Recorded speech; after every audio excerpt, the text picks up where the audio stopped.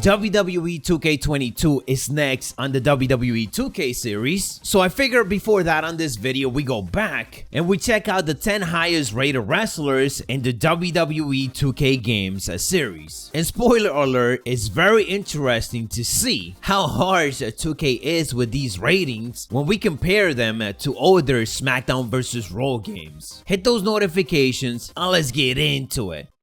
And the first thing I noticed when taking a look at these ratings is that a lot of these superstars got their highest ranking in 2K14. The older the game is, the higher the ratings are for these superstars. It is something that we have come to know, as every year WWE 2K seems to be extremely harsh on giving out those good ratings. A name that might surprise you is Stone Cold Steve Austin with a 94. If you look at the older SmackDown vs. Raw games, you know that Stone Cold Steve Austin is gonna be up there right next to John Cena and Undertaker with the 96 and 97 overall, but obviously in the 2K series that is not the case. 94 is the highest for Stone Cold Steve Austin, as he got that rating in WWE 2K14 and WWE 2K16, which he was the cover star of, and which had John Cena at a 95, literally higher than him. And as we go through this list, you guys are gonna see that a 94 rating overall really feels like every wrestler's favorite number, because a lot of them just went as high as that and did not surpass it. So next on the list is CM Punk with that 94 rating overall in WWE 2K14. This was CM Punk's last game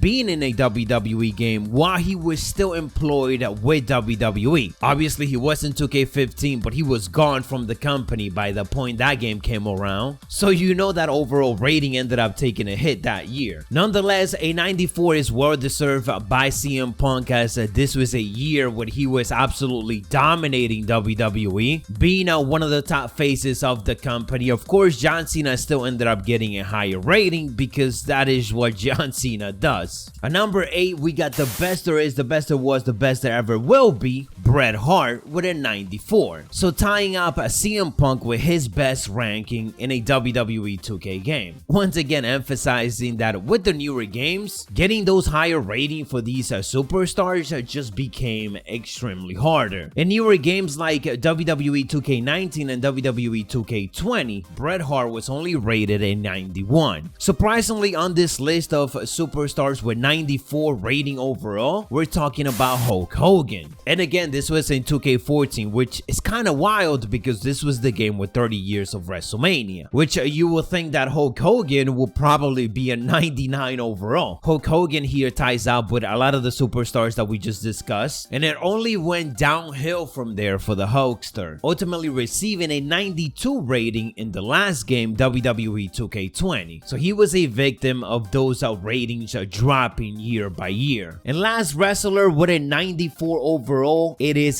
Daniel Bryan. Beloved by the WWE Universe, Daniel Bryan ended up getting this 94 overall on WWE 2K15. Daniel Bryan ended up being the second highest ranked superstar in the game that year, behind only the cover star John Cena. And I'm just gonna keep mentioning John Cena because you know we're headed towards his rating. It's not a surprise that this was Daniel Bryan's highest ranking, considering that during that time, following CM Punk leaving the company, Daniel Bryan ultimately became one of the top guys with the whole WWE universe behind him. I'm actually surprised that in 2K19, where he had his own showcase mode, he didn't tie this up. He didn't get another 94 in one of his versions, further emphasizing how we discuss how stingy 2K has gotten when it comes to those ratings as the year go by. And number 5 highest rated wrestler in the WWE 2K series is The Rock with a 95 overall in WWE 2K14, tying up a certain other superstar that we just can't see. I'm surprised he wasn't a bit higher considering that he was the cover star of this game, and it is The Rock that we're talking about here. He was also tied up as one of the highest ranked wrestler in WWE 2K20, but that was with a 93 overall, as nobody went above that. Next to The Rock on WWE 2K14 with a 95 overall is Shawn Michaels. Out of all the different versions of Shawn Michaels that we have seen in the WWE 2K series, this was the highest one. He obviously had multiple multiple versions of himself in that game, especially because of the game modes in it. So this ranking is well deserved for the Heartbreak Kid. Our number 3 is a Brock Lesnar with a 95 on WWE 2K17. And this makes a lot of sense because this was Brock Lesnar's game where he was the cover star. This was also a beast Brock Lesnar that has been undefeated since defeating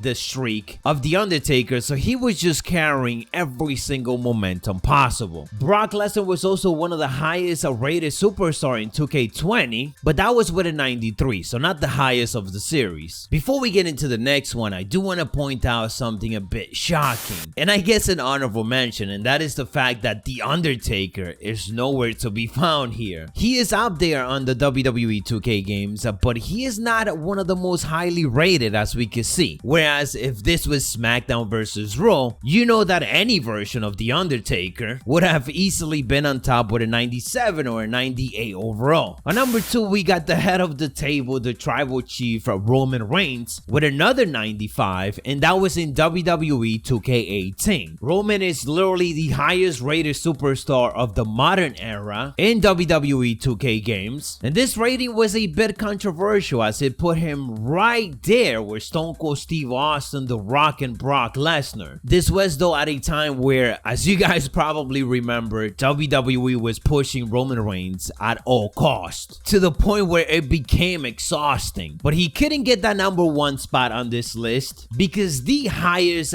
rated wrestler in the WWE 2K series is none other than John Cena, with a 96 overall rating, the highest in any WWE 2K game. He got this in WWE 2K15 where he was the cover star of, and this was the first official full-on WWE 2K game without the involvement or without the production of THQ. So John Cena literally had the best start, even beating a lot of the upcoming cover stars in future games like 2K16 with Stone Cold Steve Austin, which the highest, as we discussed, ended up being at 95. Much like a lot of the superstars that we discussed, ever since then, things have been going downhill for John Cena when it comes to that rating. As in WWE 2K20, he actually ended up getting an 89, which of course a lot has to do with the fact that John Cena is not an active wrestler anymore. He's just a part-timer coming back once in a while, especially for WrestleMania, and just giving us some of those big marquee matches. If you guys want more lists like this, maybe we could take a look at the SmackDown vs. Raw series, so let me know down in the comments below. If you found it informative, elbow drop it, and I'll catch you on the next one, so stay savage.